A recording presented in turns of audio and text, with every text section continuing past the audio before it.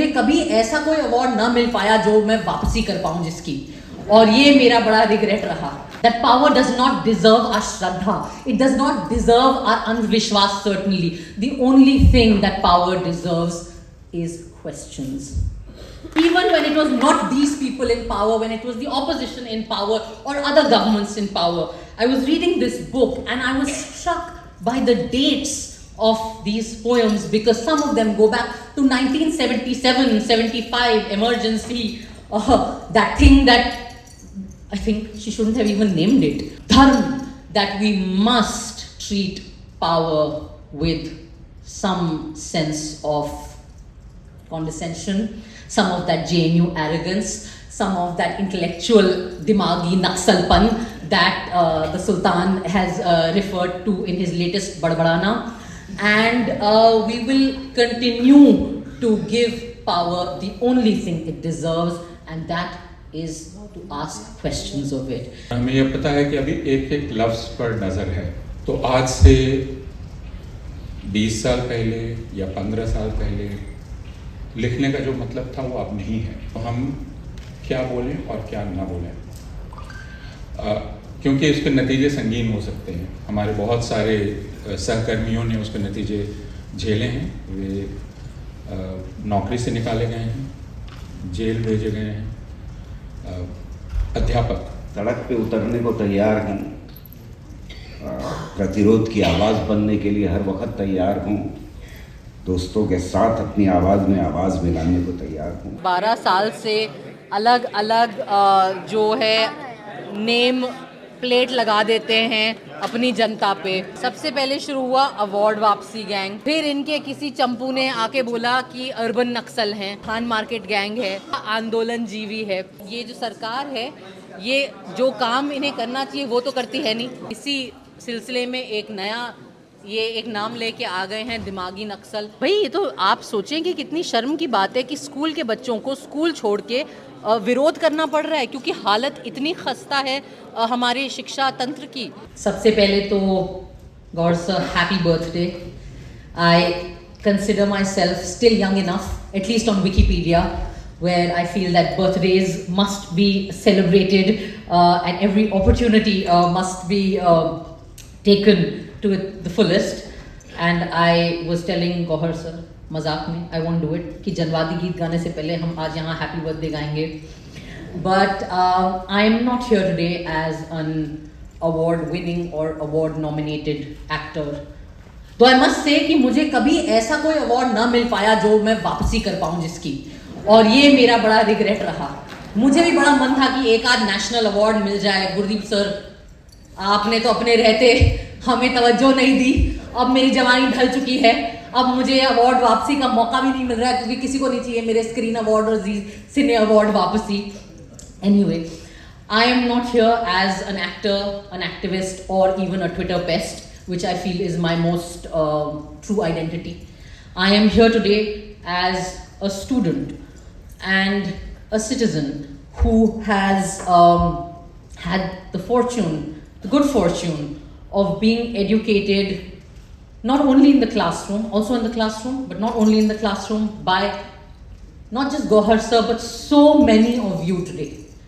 And so when Gohar Saab suggested that I might be here, I thought that I must take this opportunity to mark not just your milestone birthday, but your and all of your contribution, the contribution of almost every single one of you in this room, in keeping us alive, keeping our conscience, our mind and our soul alive in the most fundamental sense of the word for these past 15 years.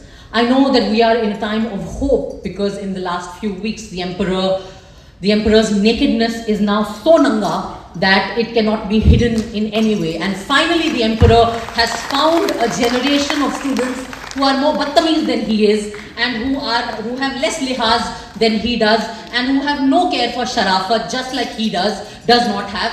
And finally somebody is answering him in his own language and is showing him his own truth in the form of memes and cartoons that are so audacious that you cannot but laugh at them, even when we feel a little cringe ourselves. So finally, someone is getting a taste of his own medicine. But I want to say that the parasites that are crawling all over the powers that be in these days were not born in a vacuum. They all owe, like we do, like my generation does, we all owe a huge debt of gratitude to all of you, to every single person in this room, because I can recognize so many of you. Some of you all have been my seniors in college.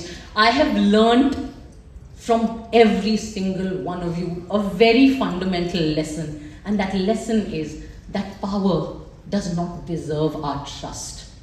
That power does not deserve our shraddha. It does not deserve our anvishwas, certainly. The only thing that power deserves is questions.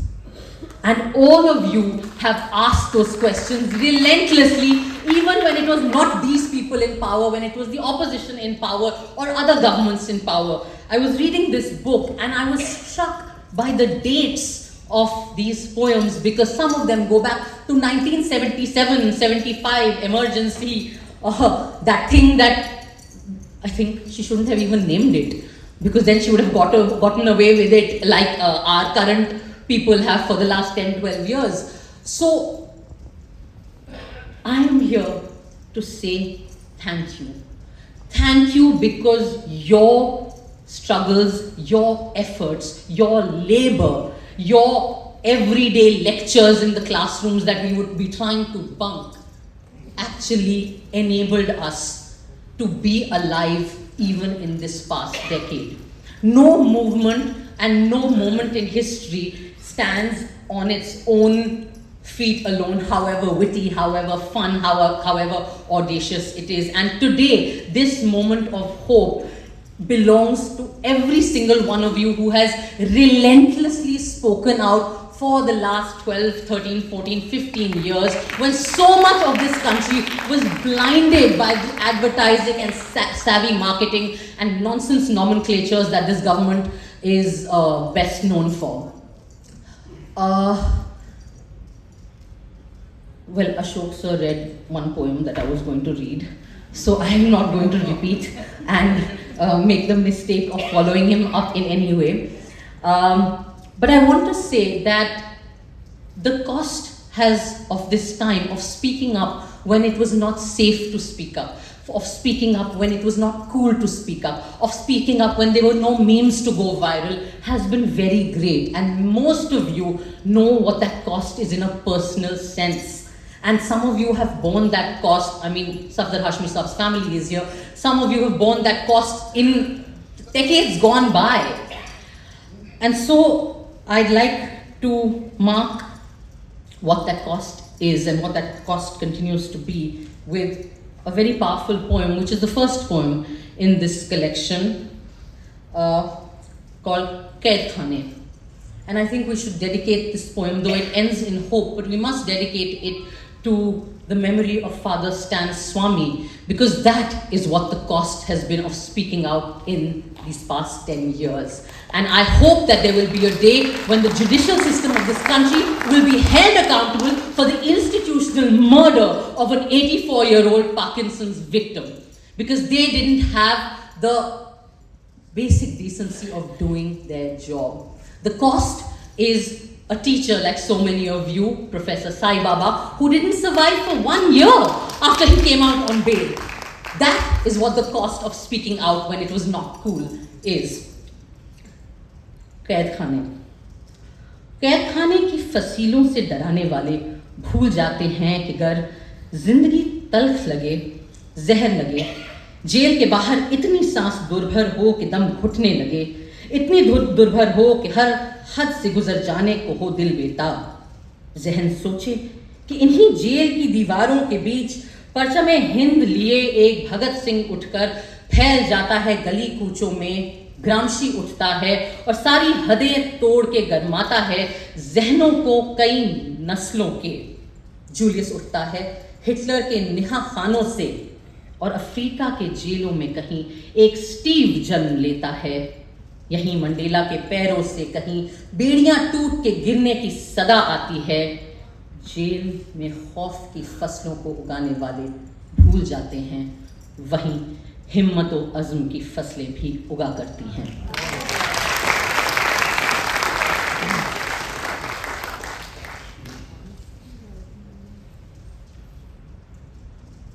I just want to say, and I want to end by saying this because really we all know the context in which we speak better than anybody else. I think that the greatest lesson of the last 10 years has been that hope is not an option. उम्मीद हमारी मजबूरी है। उम्मीद इन इस काले वक्त में वो ढीठ न्यूसेंस चीज़ है जो हमें थकने नहीं देती। And I think that all of you have kept that hope alive in people like me and the generations that have come after us. I want to take us back to 2016 when this particular government, this Modi-led government, was still relatively fresh and people were still believing in Sabka Saath, Sabka Vikas and all those other slogans. And there was a protest in JNU and many things happened that year. There was a protest in JNU on the fee hike. There was the suicide or institutional murder, call it as frankly as we should, of Rohit Vemula. There was the disappearance of Najib. There was the event to mark the Afzal Guru's hanging, and that led to that whole hysterical sort of witch hunt of students and educators. And I remember feeling really bewildered and shocked because it was the first time that JNU became a gali and then continued to be a gali for many years after that. And I remember being in Delhi for one of the protest marches that happened in support of the students of JNU who were arrested, and so many of you and so many of my teachers were there. And it made me feel that yes, this time we will bear. We will be able to go through this time, and the things that we know or believe in or fight for are not, they're not all lies. They're not, it's not madness. It's not that, froth that Arnab Goswami spews every evening on prime time. And of course the years went by and times somehow managed to get worse and worse, and yet every few years there was a movement. And every few years I saw so many of you and Gohar Saab and read your writings, and Apurvanand sir के तो बाल सफ़ेद से सफ़ेद अलग-अलग shade of सफ़ेद हो गए लिखते इस दौर में. And every time I read those pieces or all your pieces or heard some of your interviews, I felt no, India is in darkness, but we are still holding on to that which we love, and we will fight for that which we love.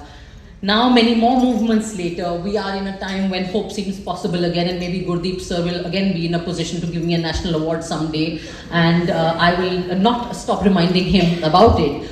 But I do believe that we will continue to carry the lessons, and I will teach it to my daughter who is 3 years old, that even when other forces are in power, we will continue to practice the things you have taught us in your classrooms, in your struggles, in your lives, and in your journeys. And that is that for a society to be alive and for our humanity to be alive, it is our duty, and it is our majboori, and it is our dharma that we must treat power with some sense of condescension, some of that JNU arrogance, some of that intellectual dimagi naksalpan that the Sultan has referred to in his latest Badbadana. And we will continue to give power the only thing it deserves, and that is to ask questions of it. And that is my promise to this room as not an artist, first as a student of yours and as a citizen and as a new parent. And I thank you for these precious lessons. Thank you so much. आनंद भी आपको मिलेगा उनकी आवाज़ का। जब ये किताब तैयार हो रही थी और इसको लेकर बहुत ऊहापोह की स्थिति थी, क्योंकि आज के हालात में सावधानियां इतनी बढ़ गई हैं और यहाँ प्रकाशक बैठे हुए हैं, हम सबका सबका प्रकाशकों से पढ़ता रहता है, क्योंकि हम एक तरह से एक ही दुनिया के लोग हैं, लेखक और प्रकाशक। तो प्रकाशकों की चिंता को लेकर साझा करते हैं और हमें यह पता है कि अभी एक एक लफ्ज़ पर नज़र है। अगर आप प्रकाशकों से बात करेंगे तो वो बताएंगे कि उन्हें हर लफ्ज़ को एक तरह से तौलना पड़ता है, देखना पड़ता है और एक सेंसर से गुजारना पड़ता है। मैं सेंसर नकारात्मक अर्थ में नहीं कह रहा हूँ, यह देखने के लिए कि इसके बाद उसके नतीजे कैसे होने वाले हैं छपने के बाद। तो और यह सावधानी लगभग हर प्रकाशक अब बरतता है। तो आज से 20 साल पहले या 15 साल पहले लिखने का जो मतलब था वो अब नहीं है, क्योंकि हम जब लिखते हैं तो लिखने के साथ साथ हमें इस बात की आश्वस्ति रहा करती है कि वह प्रकाश में तो आ ही जाएगा।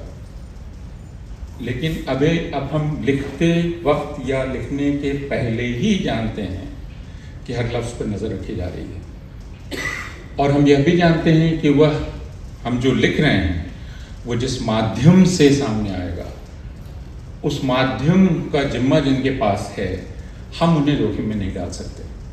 हमारी भी उनके प्रति जिम्मेदारी है, क्योंकि मसला सिर्फ हमारी बहादुरी और हमारी शहादत का नहीं है, मसला उस माध्यम के जीवित रहने का भी है, ताकि समाज में आवाज़ें पहुंचती रहें।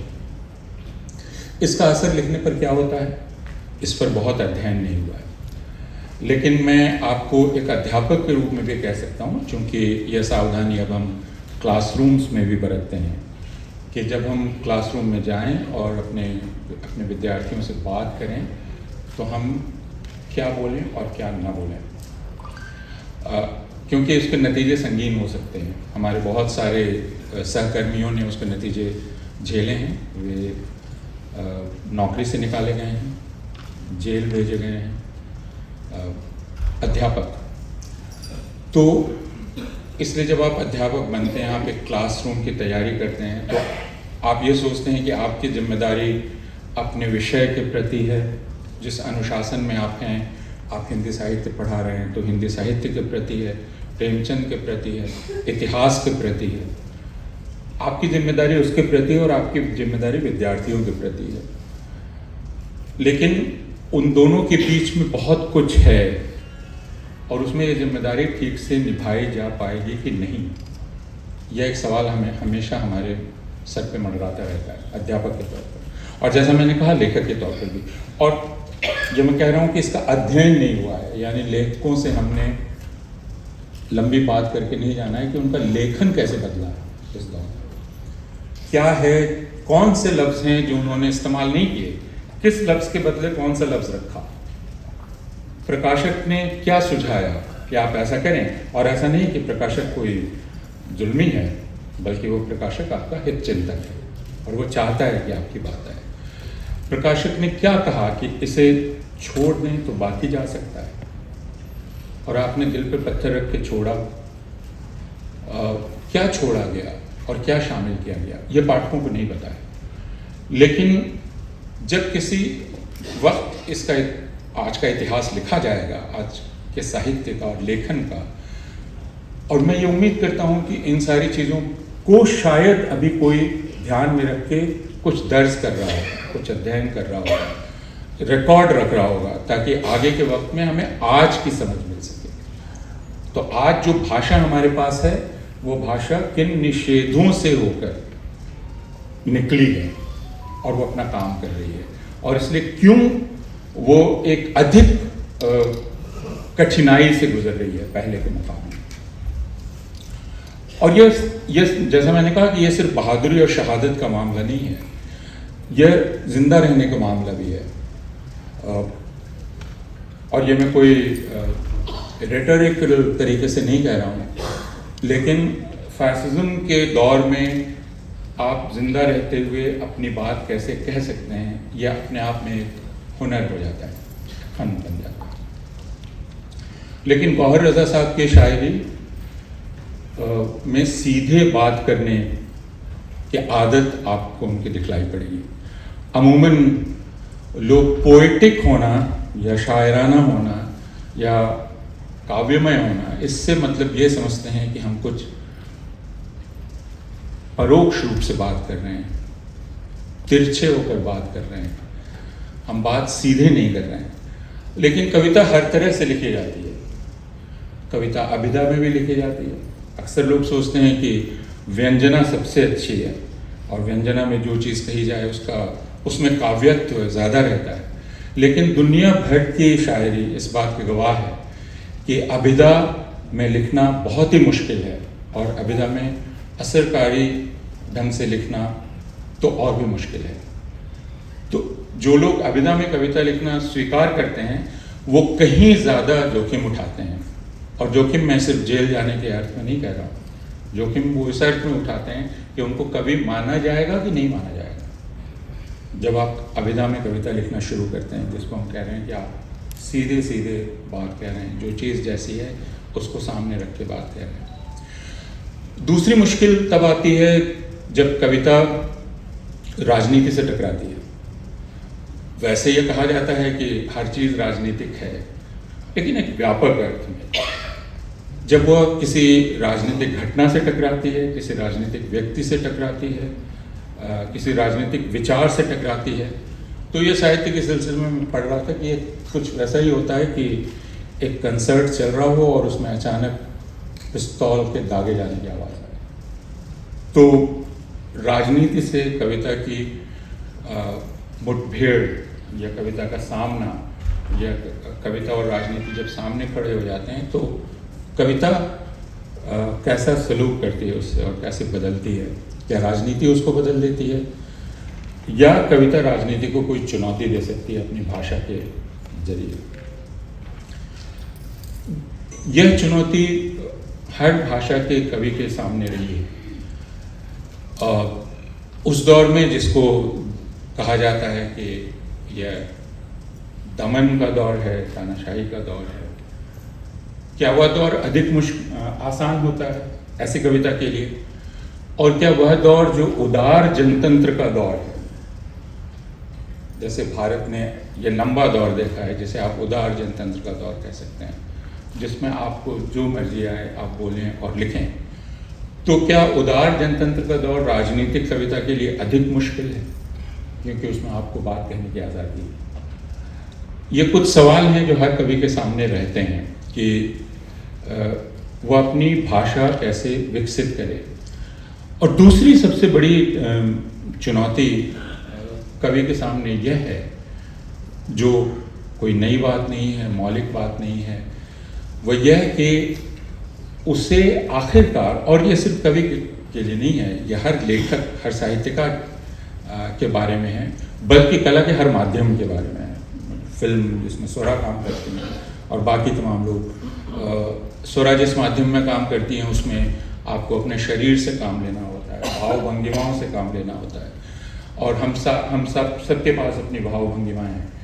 लेकिन स्वरा जैसे अभिनेताओं या अभिनेत्रियों की जिम्मेदारी ये होती है कि वो कुछ हमें नई भाव भंगिमाएँ प्रदान करें, कुछ नए जेस्चर्स प्रदान करें। उसी तरह कविता की भाषा की भी जिम्मेदारी होती है कि वह एक भाषा समाज को प्रदान करे, एक भाषा निर्मित करे, एक भाषा सृजित करे, और उसको ये बतलाए कि भाषा सिर्फ वह नहीं है जिससे आप काम चला रहे हैं, यानी काम चलाऊपन भाषा का स्वभाव नहीं है। भाषा में आपको मेहनत करनी पड़ती है, श्रम करना पड़ता है, और वह श्रम कुछ इस तरह का होना चाहिए जो दूसरों को परेशान ना करे, आप उस परेशानी से ज़रूर गुजर रहे हैं, लेकिन कविता की देह पर वह श्रम दिखलाई ना पड़े। और ये एक खासी मेहनत का काम है जिसमें आप उस मशक्क़त से गुजरते हैं, उस श्रम से गुजरते हैं, जिसमें आपको एक नई भाषा पैदा करनी है।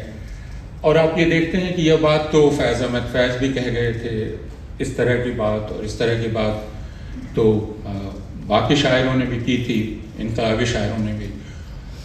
लेकिन मैं एक नई भाषा में यह बात कहना चाहता हूँ, और वह नई भाषा ही मेरा हासिल है, वो सिर्फ राजनीति नहीं है। और वो जो नई भाषा है वही कविता की राजनीति है, क्योंकि वह काम चलाऊ भाषा और चलताऊ भाषा की जगह एक ऐसी भाषा देती है जो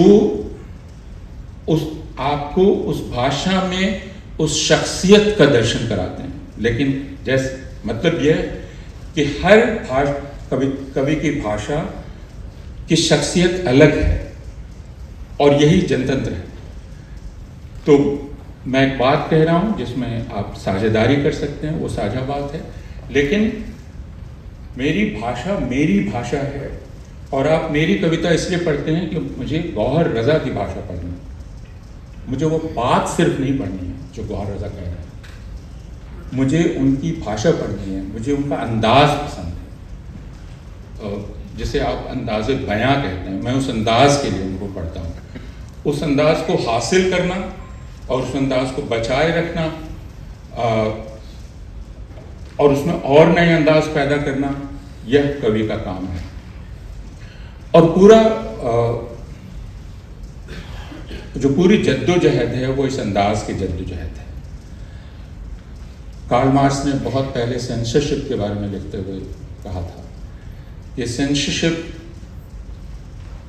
की दिक्कत सिर्फ ये नहीं है कि वह आपको यह बतलाती है कि क्या कहा जाना चाहिए और क्या नहीं कहा जाना चाहिए, बल्कि वह आपको यह भी बतलाती है कि क्या किस अंदाज में कहा जाना चाहिए। तो वह जो सबसे बड़ा जुल्म करती है वह यह कि हमसे हमारा अंदाज छीन लेती है। और अगर आप मुझसे मेरा अंदाज छीन लें तो फिर मैं इंसान नहीं हूँ। पूरी लड़ाई इस अंदाज को बचाए रखने की लड़ाई है, ये मेरा अंदाज है, सिर्फ बात को नहीं, इस अंदाज को बचाए रखने की लड़ाई है। तो गौहर रज़ा की शायरी इस लड़ाई जैसा शब्द कविता में इस्तेमाल होगा कि नहीं, लेकिन इस लड़ाई का एक हिस्सा है। और ये रोज़ाना की लड़ाई है जो कवि लड़ता है। मैंने इस संग्रह को कई बार पढ़ा क्योंकि मुझे इसकी भूमिका लिखनी थी। तो उसमें जो कुछ अंश मैंने चुने थे उनमें से एक आध अंश मैं सुनाकर अपनी बात ख़त्म करता हूँ।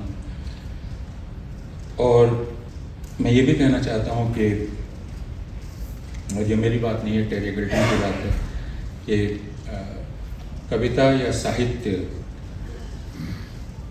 साहित्य की भाषा दूसरी भाषा से अलग कैसे होती है। और टेरी गिल्टन कहते हैं कि कविता पढ़ते समय आपको एक ख़ास तरह की सेंस ऑफ अर्जेंसी होती है। तो हर कविता जो सच्ची कविता है वो ये सेंस ऑफ अर्जेंसी आप में पैदा करती है। इसको परिभाषित करना इतना आसान नहीं है, लेकिन जिस कविता में ये सेंस ऑफ अर्जेंसी नहीं हो उसमें तनाव भी नहीं होता। तो ऊपरी तौर पर वह राजनीतिक लगती है, ऊपरी तौर पर वह क्रांतिकारी लगती है, लेकिन वो तनावहीन, शिथिल और सेंस ऑफ अर्जेंसी से खाली होती है, और इसलिए वह श्रेष्ठ कविता नहीं होती है।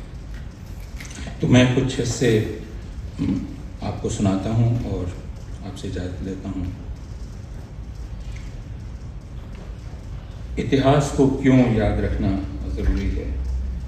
इन ख्वाबों की मजबूत जड़ें तारीख में उलझी हैं।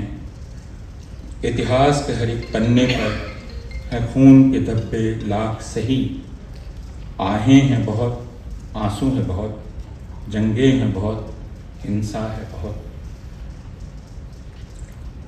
लेकिन बहुत सारे लोग इतिहास की दुहाई देते हैं और कहते हैं कि ये इतिहास में होता रहा है, और फिर वो कुछ ऐसा आपको बतलाना चाहते हैं कि भाई आप तो तुच्छ प्राणी हैं, आपकी उम्र तो 70, 80, 90 साल होगी, इतिहास तो बहुत लंबा है, तो आप इसको लेकर बहुत ज़्यादा परेशान ना हों जो हो रहा है।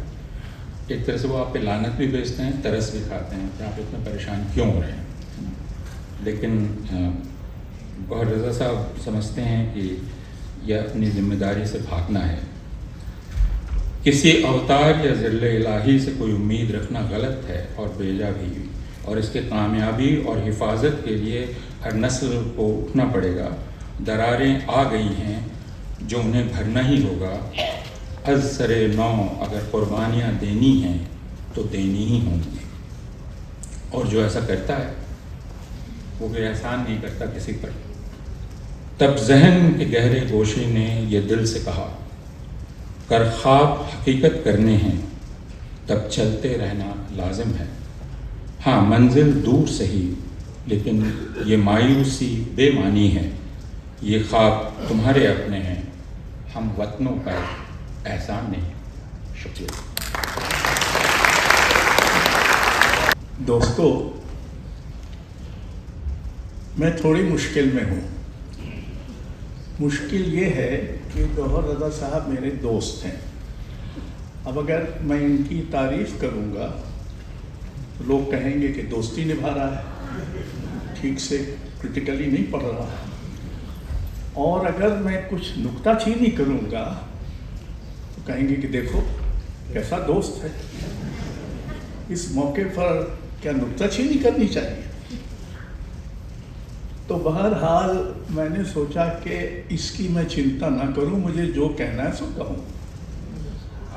जिसको जो समझ में आए वो उससे नतीजा निकाले। अब हम ऐसे मुकाम पर हैं कि हमारे बारे में कोई दूसरा क्या सोचता है, इसकी बहुत ज़्यादा परवाह करना मुमकिन नहीं। अब वो हमारे दोस्त हैं तो सिर्फ इसलिए नहीं कि वो एक शायर हैं, बल्कि इसलिए भी कि हम लोग साथ साथ सामाजिक सांस्कृतिक जीवन में सक्रिय रहे हैं। कई बार साथ साथ हमने बहुत सारे आयोजन भी किए हैं, उनके बहुत सारे आयोजनों में मैंने भाग भी लिया है। पर शुक्र है कि वो एक ऐसी आदमी की आवाज़ है जो हमारे आसपास हमारे जीवन में जो कुछ हो रहा है उसे खुली आंखों देख रहा है, उसे दर्ज कर रहा है। वो हमारे समय में सच की, हिम्मत की और अंतःकरण की आवाज़ है। ज़्यादातर कविताओं में कोई ना कोई तारीख है और वो ख़ास तारीख है। वैसे तो हम लोग कवि लोग अपने को अमर मानते हैं ना, तो इसलिए तारीख लिख देते हैं ताकि आज से 100 साल पहले, हालांकि कौन 100 साल बाद हमको पढ़ेगा, लेकिन 100 साल बाद कोई पढ़े तो उसको पता लगे कि इस तारीख को इस ससुरे ने क्या लिखा था। पर इनकी जो तारीखें हैं वो वैसी तारीखें नहीं है कि इन्होंने उस दिन, वो कोई ना कोई तारीख का अपना एक अस्तित्व है। यानी वो कई बार किसी की मौत पर लिखी गई है, कई बार किसी नरसंहार पर लिखी गई है जो उस दिन शुरू हुआ, इस तरह की चीज़ें। अब मुझे उर्दू नहीं आती, तो जब ये सरकशी शब्द मैंने पहली बार पढ़ा तो पहले तो मैंने अपनी बेवकूफ़ी में सोचा कि ये शायद सर कटाने जैसा कुछ होगा, और इसलिए भी बैठ गया कि गौहर रज़ा तो सर कटाए बैठे ही रहते हैं, तो इसलिए उसमें कोई ख़ास। तो मैंने सोचा डिक्शनरी देख लें, तो डिक्शनरी में जो उसके मायने हिंदी में दिए हुए हैं वो ये हैं: अवज्ञा, हुक्म उदूली, विद्रोह, बगावत, उद्दंडता, उजड्डपन, मुंहफट होना। तो हमारे बड़े कवि तुलसीदास हुए हैं, उन्होंने एक विनय पत्रिका लिखी थी जो बहुत ही अद्भुत ग्रंथ है। तो मुझे लगा कि गौहर रजा ने एक अवज्ञा पत्रिका लिखी, यानी अभिनय पत्रिका है। इसमें एक तरह का मुंह फट होना, यानी एक मुंह फट कविता है।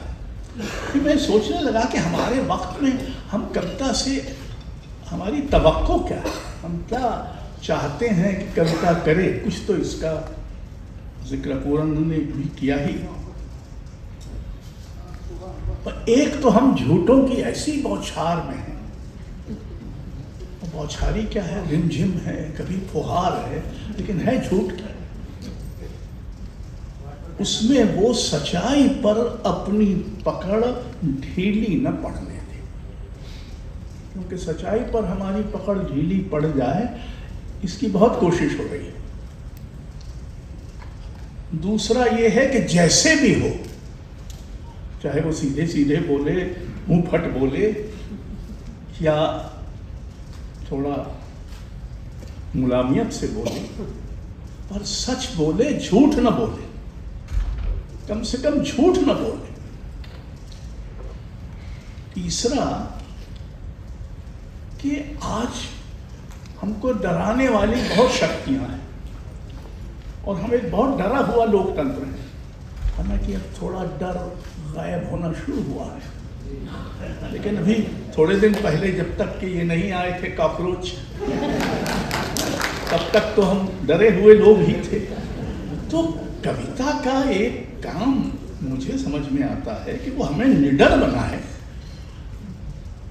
और हमको निर्भयता के परिसर में ले जाए। ये भी है कि अब जैसे हम लोग हैं, हम लोग तो लगता ये है कि हम आखिरकार हार गए, ऐसा ज़हनियत है। लेकिन हार गए हों, हम थके नहीं। तो कई बार हारने से बेहतर है न थकना, और कुछ कुछ इसका मतलब इसका आभास भी उनकी कविता में होता है। अब हमारे समय में एक और जो हवा सी चली है कि हमको सहानुभूति से और सहकार से और साहस से और संवेदना से और अंतःकरण से हटाया जाए। ये बेकार की चीज़ है, ये बेकार का सामान है जिसको हमको अपने सर से बाहर फेंक देना चाहिए। तो कविता का काम है कि न केवल ये हटाने का प्रतिरोध करे, बल्कि इनमें इजाफा करे, हमारे अंतःकरण की आवाज़ बने। वो अंतःकरण जो हम में सब में सोया हुआ है, कम से कम कविता में तो जागे और जगाए। हमारे वक्त में राजनीति बहुत सर्वग्रासी है, हर चीज़ पर उसका कब्जा हो चुका है। फिर भी ऐसी जिंदगी इतनी बड़ी है, जिंदगी किसी भी कविता, किसी भी साहित्य से हमेशा बड़ी होगी, हमेशा बड़ी रहती है। इसीलिए ना हम लिखते रहते हैं, क्योंकि कभी भी पूरी जिंदगी, पूरे तौर पर हमारा जीवन किसी साहित्य में और किसी कला में नहीं आ सकता। वो इतना बड़ा है कि वो ससरा कहीं अटता ही नहीं है पूरा। लेकिन फिर भी ये जो बचा हुआ जीवन है, जो राजनीति से अछूता जीवन है, वो भी तो कविता में बचा रहे, उसको भी तो कविता किसी तरह से संबोधित करे और वो खुद चौकन्नी हो और हमें भी चौकन्ना करे। याद रखे, याद दिलाए, याद बचाए और याद को नष्ट करने के जो उपाय हैं, जो इतिहास में हो सकता है अकादमिक पुस्तकों में न बने बचे, पर कम से कम कविता में तो बचे हैं। और इस सूची में दो बातें हों। एक, कविता का काम हमें उपदेश देना नहीं है कि आप ये करिए, ये ना करिए, ऐसा करिए, वैसा करिए। लेकिन उसका काम चेतावनी देना जरूरी है। हम कविता से ये उम्मीद करते हैं कि वो हमें चेताए कि क्या है जिसको हम नज़रअंदाज कर रहे हैं या जिसको हम अपनी कम नज़री में ठीक से देख नहीं पा रहे। और आखिरी बात, इसके बाद में कुछ कविताओं के उदाहरण, कि घने से घने अंधेरे में कविता का काम रोशनी की एक दरार खोजना है, क्योंकि सब कुछ के बावजूद कविता उम्मीद की विधा है। वो अंतःकरण की विधा है, वो साहस की विधा है, लेकिन वो इस रोशनी की भी विधा है जो भले कम होती जाती है या कम हो गई है, पर फिर भी बची हुई है। अब जब मैं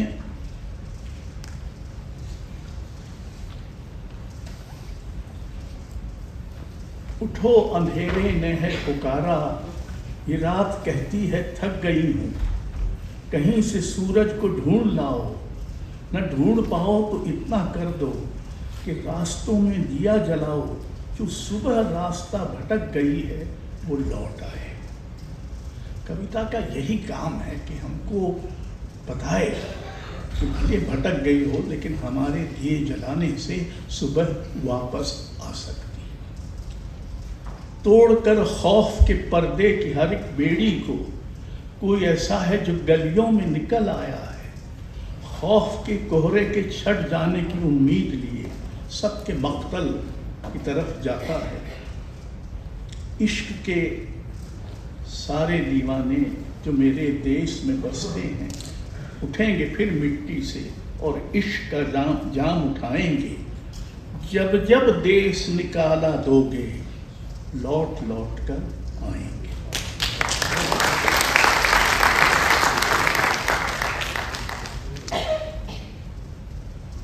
हमको इतिहास बताता है कि हर दौरे खिज़ां में यूं ही फूल खिलते हैं तो खिलते ही चले जाते हैं।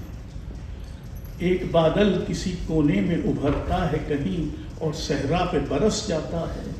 नंगे पेड़ों की किसी शाख पर बैठी कोयल गाने लगती है तो गाती ही चली जाती है। यूं ही हर सिमत से आती है सदा, वादियाँ गूंजने लगती हैं उसी नगमे से, और कोई कितना भी चाहे कि उसे कैद करे, नगमा हर कैद से आज़ाद बिखर जाता है।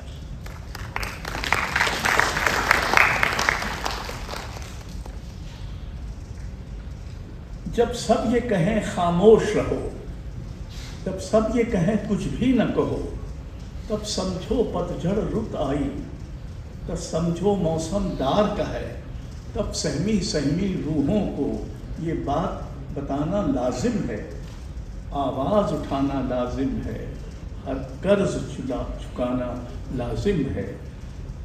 जब सब ये कहें खामोश रहो, जब सब ये कहें कुछ भी न कहो, तब समझो कहना लाजिम है, मैं जिंदा हूँ, सच जिंदा है, अल्फाज अभी तक जिंदा है।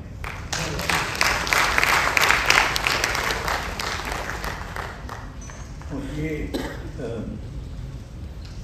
तरह की मुंहफट कविता है ना। धर्म में लिपटी वतन परस्ती क्या क्या स्वांग रचाएगी, मसली कलियां झुलसा गुलशन जर्द खिजा दिखलाएगी। अंधे कुएं में झूठ की नाव तेज चली थी मान लिया, लेकिन बाहर रोशन दुनिया तुमसे सच बुलवाएगी। नहीं करूँगा।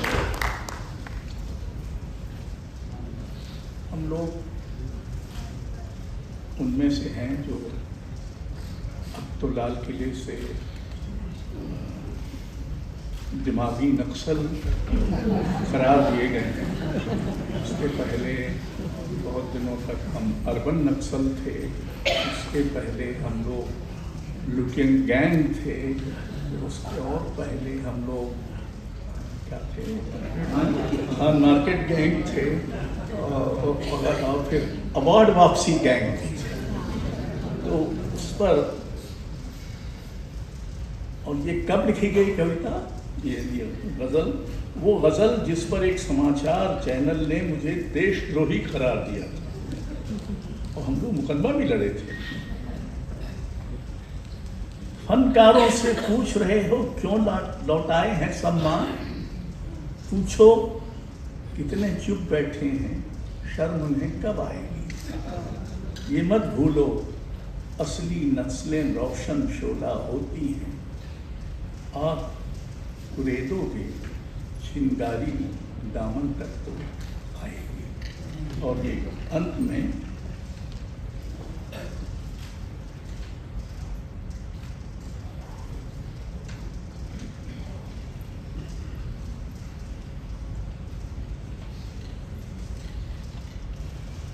सरकशी नाम की जो गज़ल है वही, उन्हें जुनून के दुनिया सहम सहम के जिए, हमें ये फिक्र कि कोई सज़ा जज़ा न रहे।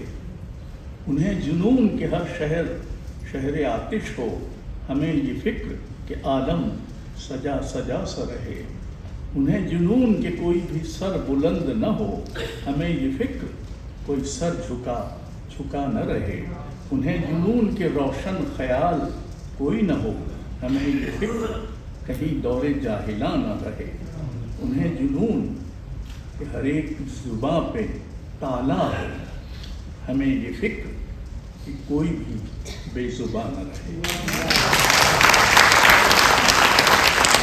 दोस्तों, साहिर लुधियानवी ने कभी कहा था कि आज इतनी मोहब्बत न दो दोस्तों, मेरे कल के लिए कुछ बचा कर रखो। मुझे ऐसा लग रहा है कि आज इतनी मोहब्बत बरस रही है कि शायद कल के लिए कुछ बचे ही। मुझे सबसे पहले शुक्रिया अदा करना है बहुत सारे लोगों का, और अगर शुक्रिया करने की पूरी लिस्ट को देखूं तो यहाँ बैठे हुए सारे दोस्तों का, सारे साथियों का अलग अलग मुझे शुक्रिया अदा करना पड़ेगा। पर इस किताब के को ये शक्ल देने में मेरी बड़ी बहन कौसर विजारत यहाँ बैठी हुई, डॉक्टर कौसर विजारत ने बहुत मेहनत से बहुत ढेर सारी बेकार नज़में पढ़ी, उनमें से चूज़ करके कुछ निकाली, तब इसे किताब की शक्ल दी गई। उसमें प्रोफेसर निखत बानो ने बहुत मेहनत की। इन दोनों के बिना शायद मैं चूज़ नहीं कर पाता, क्योंकि खुद शायर के लिए चूज़ करना उतना बड़ा होना पड़ेगा जो तालिब था। वो जाहिर है कि खुद अपना फैसला लेकर के और बेहतरीन शायरी को सिलेक्ट करके अपना दीवान छाप सकते थे, वो मेरी हिम्मत नहीं थी।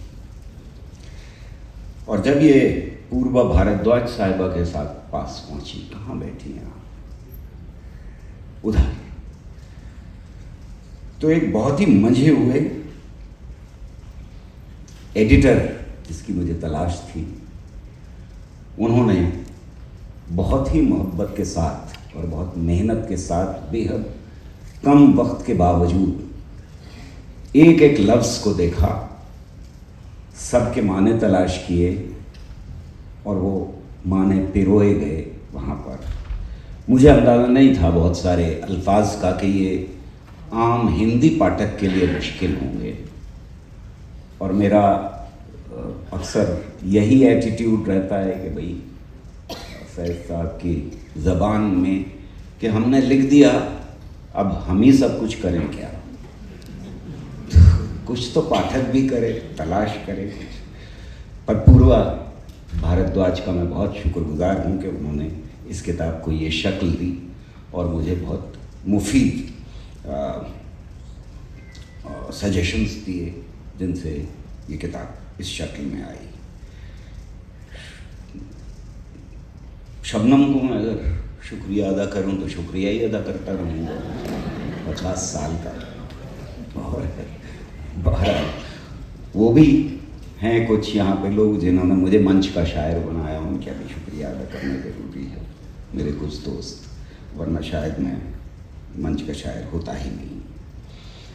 अपूर्वानंद जी ने लिखा और आप एक बेहतरीन लेख इस किताब में देखेंगे जो मुझे लगता है कि मेरी शायरी से बेहतर है।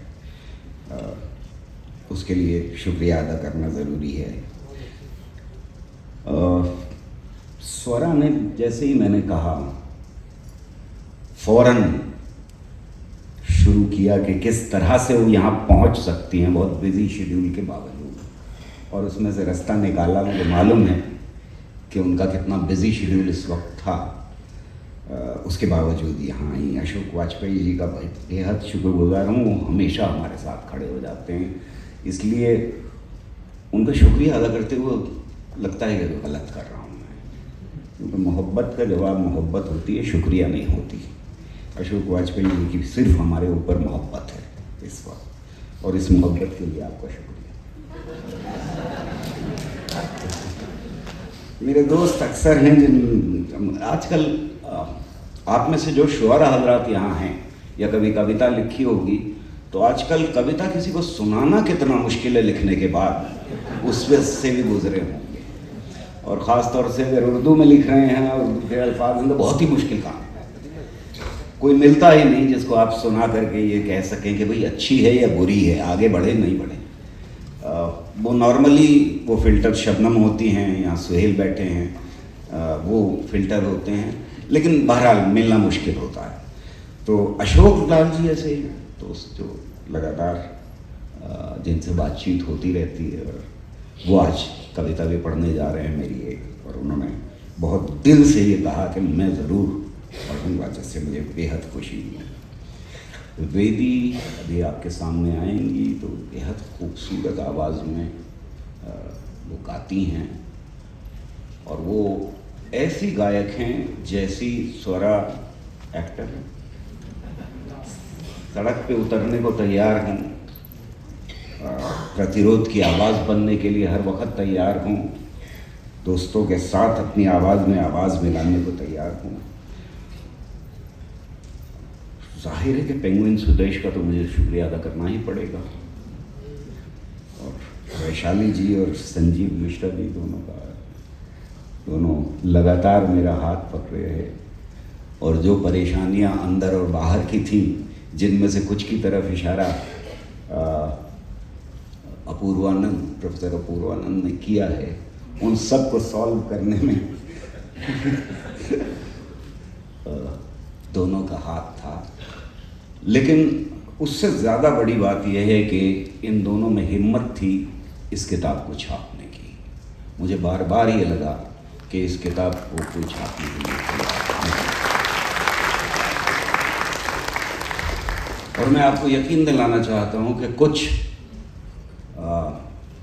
पब्लिशर्स ने इसको छापने से मना कर दिया था, एक और किताब को भी छापने से मना कर दिया था, और उन्होंने मुझसे यही कहा था कि हम किताब बैन होने के लिए नहीं छापते, हम किताब बेचने के लिए छापते हैं। तो बेहद शुक्रिया पेंगुइन स्वदेश का। मुझे हुक्म हुआ है कि मैं इसको बहुत छोटा रखूं शुक्रिया को, और जल्दी से जल्दी नज़में कुछ आपको सुना दूं। वैसे मैं अक्सर कहा करता हूँ मेरी नज़में माहौल ख़राब करने वाली नज़में होती हैं, तो चलिए बहुत देर से माहौल ख़राब हो रहा है, कुछ थोड़ी देर और से। इस ज़मीन पर तो प्यार बिखरा है, धर्म के नाम पर सियासत में इतनी नफरत कहाँ से लाते हो।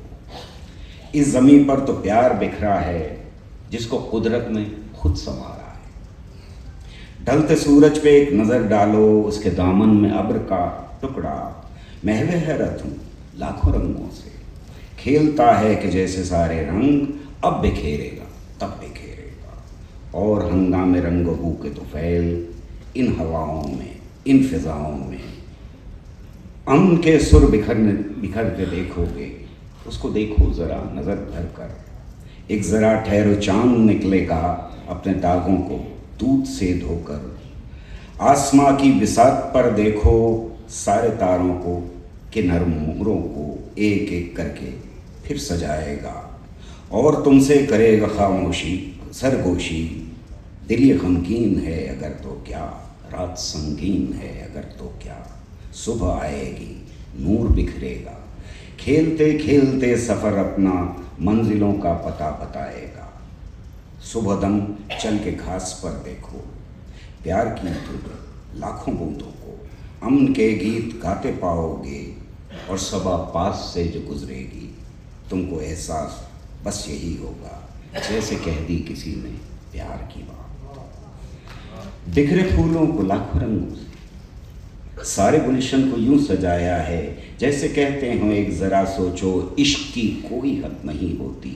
बहते दरिया की नर्म मौजें हों या कि सहरा में रेत के ज़र्रे, पर्वतों की हसीन वादी या बिखरी बिखरी सी बर्फ़ की परतें, झूमते गाते सारे झरने भी हमको पैगाम अमन देते हैं।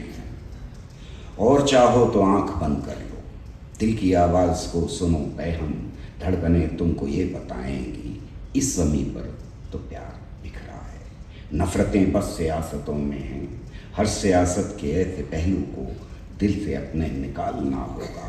अमन के आशिकी के पैकर को हर सियासत में ढालना होगा। ये एक नज़्म जो है मुझे बेहद पसंद है। आप में से शायद कुछ लोग सुन रखी हो, लेकिन मैंने किसान मूवमेंट शुरू हुआ और ये नज़्म लिखी और वहाँ जाकर कई बार ये नज़्म सुनाई। लेकिन शायद मेरी किस्मत बेहद अच्छी थी कि मुझे उस दौर में पैदा हुआ जब किसान मूवमेंट देखने को मिला। वो दुनिया का शायद सबसे अद्भुत मूवमेंट था। उस जैसा मूवमेंट मैंने उससे पहले सुना भी नहीं था और देखा भी नहीं था। और जो कुछ मैंने नज़्म में लिखा था, किसानों ने मेरे देश के उसे सच कर दिखाया। नज़्म किसान।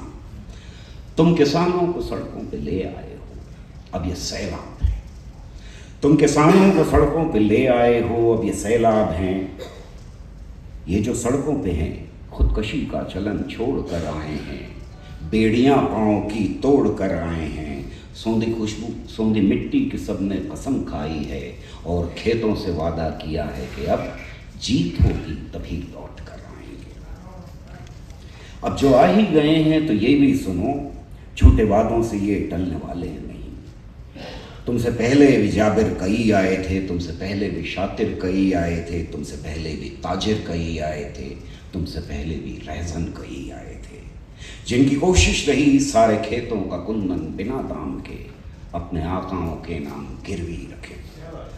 उनकी किस्मत में भी हार ही हार थी, उनकी किस्मत में भी हार ही हार थी और तुम्हारा मुकद्दर भी बस हार है। तुम जो गद्दी पे बैठे खुदा बन गए, तुमने सोचा कि तुम आज भगवान हो। तुमको किसने दिया था ये हक खून से? सबकी किस्मत लिखो और लिखते रहो। गर ज़मीं पर खुदा है कहीं भी कोई तो वो दहकान है। दहकान किसान को कहते हैं। गर ज़मीं पर खुदा है कहीं भी कोई तो वो दहकान है वही देवता, वही भगवान है। और वही देवता अपने खेतों के मंदिर की दहलीज को छोड़कर आज सड़कों पे है। सर्वकफ अपने हाथों में परचम लिए सारी तहजीबें इंसान का वारिस है जो आज सड़कों पे है। हाकिमों जान लो, तानाशाहों सुनो, अपनी किस्मत लिखेगा वो सड़कों पे अब। काले कानून का जो कफन लाए हो, धज्जियाँ उसकी बिखरी हैं चारों तरफ। इन्हीं टुकड़ों को रंग कर धनक रंग में आने वाले ज़माने का इतिहास भी शाहराहों पे ही अब लिखा जाएगा। तुम किसानों को सड़कों पे ले आए हो।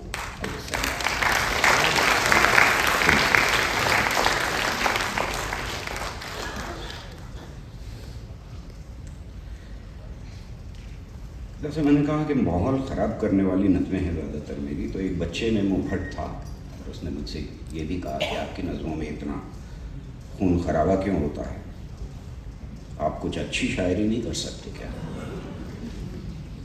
तो ये नज़्म उसके जवाब में थी। मैं चाहता हूँ कि पर्वत पे एक नज़्म लिखूँ, एक ऐसी नज़्म जो पहले कभी लिखी न गई, मैं चाहता हूँ कि झरनों का पाकपन लिख दूँ, ये चाहता हूँ कि लहरों को अपने दामन में समेट कर उन्हें अल्फाज का पतन दे दूँ। मैं चाहता हूँ कि कागज़ पे काले लफ्ज़ों से करूँ मैं सख्त किसी शाम का तमाम से, धनक के रंग से खेलूँ, लिखूँ कि कुदरत ने मेरे कलम के लिए ही रचे हैं राज ये सब। मैं चाहता हूँ किसी शाम बैठूँ फुर्सत से, वो शाम ऐसी हो जिस पर गुमा हो सुबह का। मैं तेरी आँखों की, जुल्फ़ों की, तेरे होठों की, तेरे बदन की, तेरे पैरहन की बात करूँ। कोई ख्याल ना, बस ख्याल हो तेरा, कोई ख्याल ना हो बस ख्याल हो तेरा, तेरे ख्याल में भीगी हुई सारी फजा। मैं चाहता हूँ कि सर्दी की एक सुख हो, मेरी बयास मेरे पास हो पुनः कलम, मेरे करीब हो बरगद का पेड़ जो मुझसे ज़माना पहले ये सरगोशियों में कहता था, बचा के रखना ये उम्मीद और ये भोलापन, वो सारी राज की बातें मैं हूबहू लिख दूँ। मैं चाहता हूँ कि कोहरे की एक चादर हो, मैं अपनी आँखों में आंसू लिए वहाँ जाऊँ जहाँ पे छोड़ के आया था अपने बचपन को। कलम की नोक से मैं फिर उन्हें तलाश करूं जो रिश्ते छूट गए और कभी न लौटेंगे। मैं कड़वे नीम के नीचे बनाऊं एक क्यारी, मैं नन्हे हाथों से पौधे लगाऊं फूलों के, बहार आए तो सब बांट दूं ज़माने में। मैं नन्हे हाथों से पौधे लगाऊं फूलों के, बहार आए तो सब बांट दूं ज़माने में। मैं चाहता हूँ मगर फुर्सते सुखन तो मिले, मैं चाहता हूँ मगर फुर्सते सुखन तो मिले, मैं चाहता हूँ मगर तीरा शाम गम तो ढले। ये आग व खून की बारिश, ये आंसुओं की झड़ी, कदम कदम पे ये नफरत का सर बुलंद चूमूं। हकीकतें कि जो बिखरी हैं मेरे चारों तरफ, 4 रोज़ की मोहलत तो दे मुझे। कहीं तो शम्मा जले, कहीं तो शम्मा जले और कहे कि फुर्सत है, लिखो वो नज़्म जो पहले कभी लिखी न गई, लिखो वो नज़्म जो पहले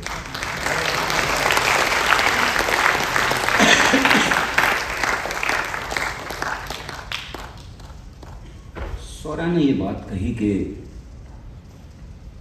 उन्होंने बहुत कुछ यहाँ के लोग हैं उनसे सीखा। मैं एक साइंटिस्ट था, साइंस पढ़ता रहा ज़िंदगी भर, तो यहाँ कुछ साथी बैठे हैं जिनसे थोड़ा बहुत इतिहास सीखा और मेरे जहन में ये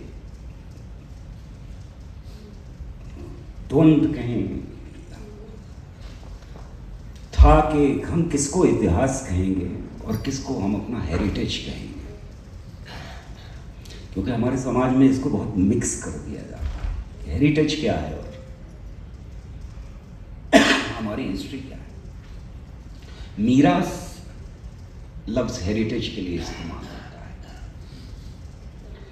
ये नज़्म, तुम किसको मीरास कहोगे, किसको अपना मानोगे,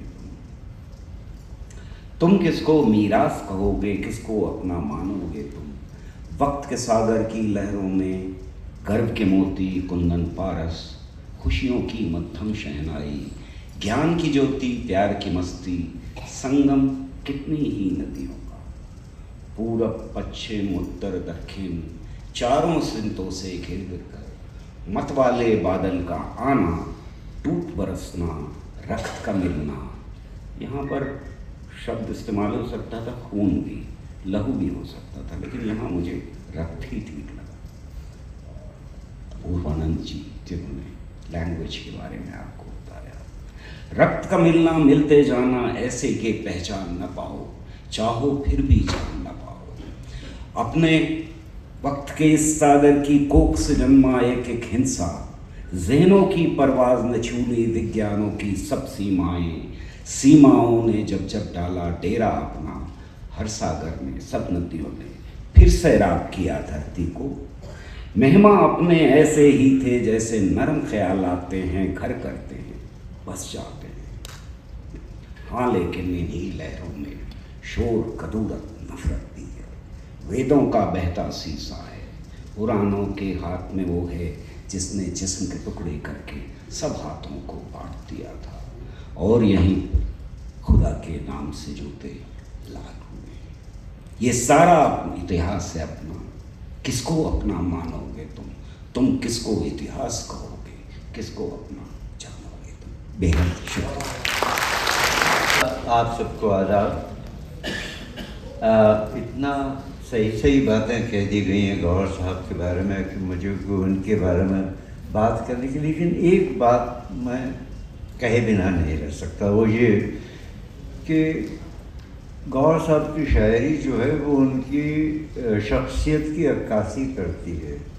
सीधी सच्ची, साइंटिफिक ग्रेविटी ली हुई और जज्बात और जज्बा, इन सब का संगम लिए हुए साहब आपकी शायरी, और बहुत हमें जगाती है।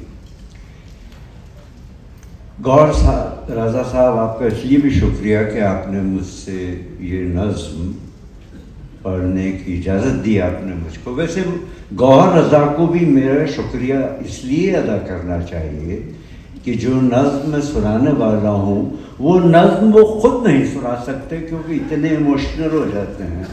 इस कदर वो उन्हें ख़ुद अफेक्ट करती है कि मौक़े ऐसे हुए हैं कि वो नज़्म पूरी नहीं कर पाते, उनका गला रूंध जाता है। नज़्म का उन्वान है ज़ख्म। वैसे तो बहुत सीधी सच्ची और आम ज़बान की शायरी करते हैं गौहर साहब। इसमें दो लफ्ज़ हैं जो शायद आपकी नज़रों से न गुजरे हों।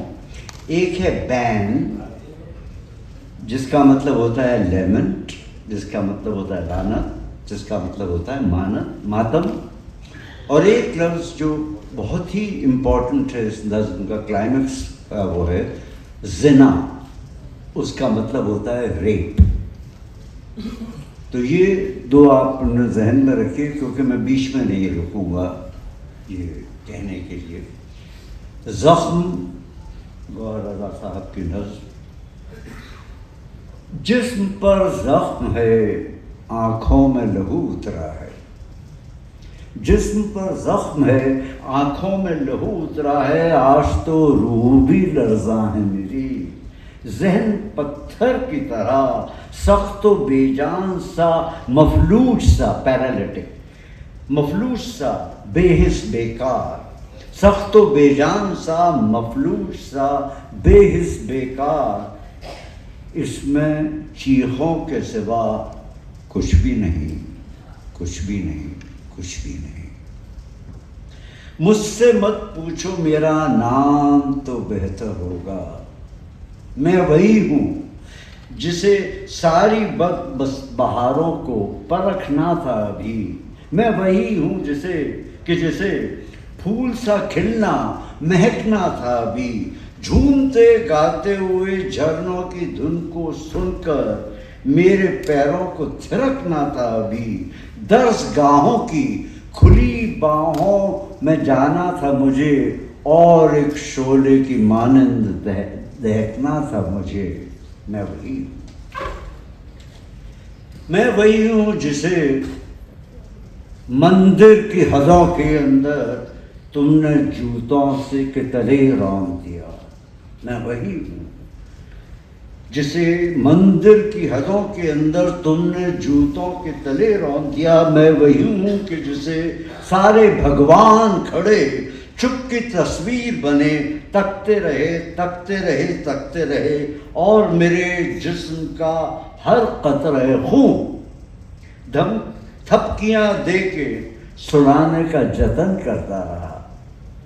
और मेरे जिस्म का हर कतरे खून थपकियाँ दे के सुनाने का जतन करता रहा, मुझको समझाता रहा। मौत के पार हर एक जुल्म सिमट जाएगा, तब कोई हाथ भी, तब कोई याद तुझे छू भी नहीं पाएगा। मैं वही हूँ, मैं वही हूँ जो दरिंदों के घने जंगल में, मैं वही हूँ जो दरिंदों के घने जंगल में बैन करती रही इंसाफ के दरवाजे पर दुआई देती रही, बैन करती रही इंसाफ के दरवाजे पर। मुझको मालूम नहीं था कि तुम्हें बाप का साया भी सर पर मेरे मंजूर नहीं। जिस्म पर जख्म गहरे हैं, बहुत गहरे हैं। मुझसे मत पूछो मेरा नाम तो बेहतर होगा। मादरे हिंद हूँ मैं, मादरे हिंद हूँ मैं। वो जो खामोश थे शामिल थे ज़िना में मेरे, वो जो खामोश थे शामिल थे ज़िना में मेरे। वो जो खामोश हैं शामिल हैं ज़िना में मेरे। मादरे हिंद हूँ मैं, ज़ख्म गहरे हैं, बहुत गहरे हैं। ये पिछले 12 साल से अलग अलग जो है नेम प्लेट लगा देते हैं अपनी जनता पे। तो सबसे पहले शुरू हुआ अवार्ड वापसी गैंग, फिर इन्होंने दिया टर्म भारत के क्या नहीं टुकड़े टुकड़े गैंग, फिर इनके किसी चंपू ने आके बोला कि अर्बन नक्सल हैं, फिर इन्होंने आके बोला कि खान मार्केट गैंग है, फिर बोला आंदोलन जीवी है। तो और इन सारे नामों की असलियत भी बता दें कि जब एक्चुअली पार्लियामेंट में ये सवाल पूछा गया कि अर्बन नक्सल की डेफिनेशन क्या है होम मिनिस्ट्री से, और home ministry of home affairs दे हमें ये डेफिनेशन, और कितने अर्बन नक्सल हैं इस देश में ये बताएं, तो उनको ऑन रिकॉर्ड बोलना पड़ा कि ऐसा कोई टर्म नहीं है और ऐसे कोई आंकड़े नहीं हैं हमारे पास। तो ऐसा है कि ये जो सरकार है, ये जो काम इन्हें करना चाहिए वो तो करती है नहीं। जो अच्छा कुछ कर ले कि एजुकेशन सिस्टम ठीक कर दे या हेल्थ सिस्टम ठीक कर दे या रोड ठीक कर दें, इन्हें सिर्फ और सिर्फ मार्केटिंग और ब्रांडिंग में इंटरेस्ट है। इनकी सिर्फ यही काबिलियत है। तो अब इन्होंने जिसे कहते हैं ना कि अब इन्होंने इसी सिलसिले में एक नया एक नाम लेके आ गए हैं, दिमागी नक्सल।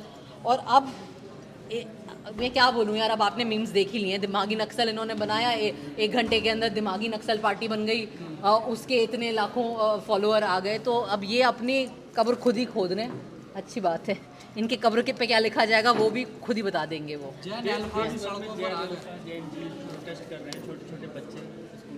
लखनऊ में, भोपाल में भी करने वाले हैं भाई। ये तो आप सोचें कि कितनी शर्म की बात है कि स्कूल के बच्चों को स्कूल छोड़ के विरोध करना पड़ रहा है, क्योंकि हालत इतनी खस्ता है हमारे शिक्षा तंत्र की। तो मुझे लगता है कि ये सवाल तो ये फैक्ट कि बच्चे भी अब प्रोटेस्ट पे आ गए हैं, छोटे छोटे बच्चे जिन्हें स्कूलों में होना चाहिए। आप उन्हें स्कूल नहीं देंगे ढंग के, आप ढंग के क्लासरूम नहीं देंगे, आप ढंग की शिक्षा नहीं देंगे, तो बच्चा क्या करेगा? वो सड़क पर उतर के मांगेगा। लेकिन मैम क्या लग रहा है, 15 अगस्त वाले दिन लगातार तिरंगे का अपमान किया गया। मुंबई में फडणवीस ने जिस तरीके से किसने अपमान किया? कई लोगों ने किया। मोदी जी के जो जैकेट पे एक तिरंगा लगा था, उस पर भी कई ज्यादा टिप्पणी हो रही कि अपमान किया। तिरंगा लगा लिया, इंडिया का उल्टा हो गया। यार देखो, ऐसा है कि ये जो कल्चर है ट्रोलिंग का ना, इसका जन्म इन लोगों ने किया है। अब ये इनके वापस इनके घर में आके इनकी पूंछ पे आग लगा रहा है, ठीक है? तो ये इन्होंने जिसे कहते हैं ना इंग्लिश में कि the eggs that they laid now those hens have come to roost. तो ये इनकी ही मुर्गियां हैं जो वापस आई हैं। ये ट्रोलिंग करना, ये गंदी बातें करना, ये एक जो मर्यादा होती है, जो शराफत होती है पब्लिक डिस्कोर्स की, उसको ख़त्म कर देना, संसद तक में उस मर्यादा को नहीं करना। तो आप जो 10-12 साल से कर रहे थे, अभी एक जनरेशन आई है जिसने आपको अपनी खुद की दवाई चखा दी है। अब आप रो रहे हो कि उन्होंने मेरे को गाली दे दी, ऐसा बोल रहे हैं। प्रधानमंत्री कह रहे हैं कि जो बंदूकधारी नक्सल थे वो तो खत्म हमने कर दिया है, लेकिन अब कुछ लोग ऐसे हैं जो दिमागी नक्सल हैं, वो यूनिवर्सिटी में बैठे हैं, प्रोफेसर बने हैं। अच्छा होता अगर वो भी उनकी क्लासेस में जाके थोड़ा पढ़ लेते, तो आज ये देश की दशा नहीं होती। यही बोलूँगी मैं। शुक्रिया।